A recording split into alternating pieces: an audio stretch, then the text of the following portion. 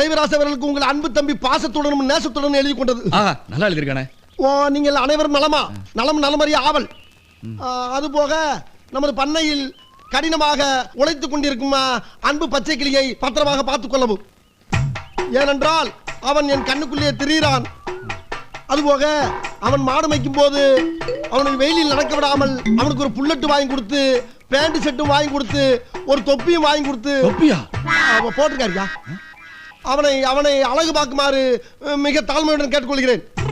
அதுபோக அவனை கயிற்று கட்டில் போட்டு வெளியில் படுக்க விடாமல் ஒரு பஞ்சுமத்தை வாங்கி கொடுத்து அவனுக்கு ரூம்பு போட்டு ஏசி போட்டு தருமாறு கேட்டுக்கொள்கிறேன். இவ்வளவும் போக ஒரு முக்கிய குறிப்பு, நமது குடும்பத்துக்காக கடினமாக உழைத்துக் கொண்டிருக்கும் அந்த ஒப்பற்ற ஜீவனை நாம் பத்திரமாக பார்த்துக் கொள்ள வேண்டும். அப்பொழுதுதான் நாம் எல்லோரும் பத்திரமாக இருக்க முடியும். மொத்தமே 4 வரி தான் இருக்கு. 4 வரி தான், ஆனா கூட்டத்தில் எழுதியிருக்காரு அவரு.